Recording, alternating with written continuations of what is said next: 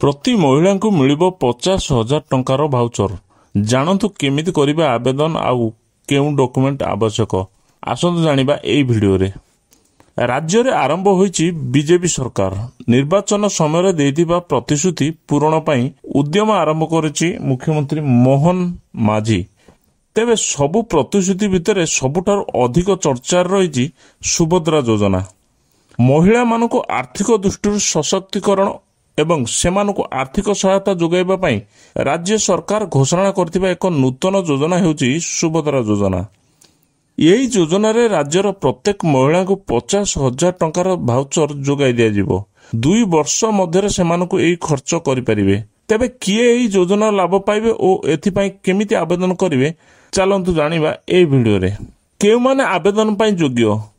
सुभद्रा योजना पई आवेदन करथिबा महिला ओडिशार मूल बासिंदा होइतिबा आवश्यक।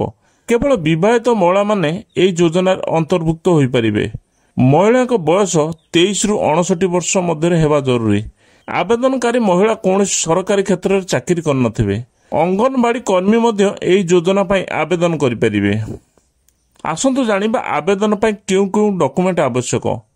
आधार कार्ड, बैंक अकाउंट, आय प्रमाण पत्र, ठिकाना प्रमाण पत्र, बयस प्रमाण पत्र, विवाह प्रमाण पत्र, mobile number, passport size photo, ration card यही सबू डॉक्यूमेंट आवश्यक सुभद्रा योजना पई। आसंतु जानिबा केउ सब सुविधा मिलिबो एई योजना रु। प्रत्येक महिला को सरकार पक्षरु 50,000 टंकार मूल्यर भाउचर दिया जिवो, जहाँकि 2 वर्ष मध्यरे याको खर्च करि परिबे महिला। एई योजनार मूल लक्ष्य होउची महिला मानकर आर्थिक स्थिति को सुदृढ़ करिबा। एई योजना विवाहित महिला विशेष करी जेउ माने सरकारी चाकरी रे नियोजित नुहंती सेमानक पय प्रযোज्य। तेबे एई योजना रे किपरि आवेदन करिवे सरकार पक्षरु एपर्यंत विधिबद्ध भावे नोटिफिकेशन आसी नाही। 100 दिन भितर नोटिफिकेशन आसीबो ओ ऑनलाइन आवेदन हेबो बोली कुहा जाउची। एहा सरकारी ऑफिशियल वेबसाइट रे उपलब्ध होई पारे।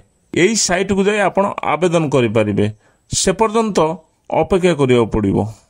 दर्शक बंधु जदि भिडियोटी भल लागुची तेबे लाइक शेयर कमेंट करबा भूलिबेनी। आउ एभली नुआ नुआ भिडियो देखिबा पई हम चैनल को सब्सक्राइब करंतु। जय जगन्नाथ।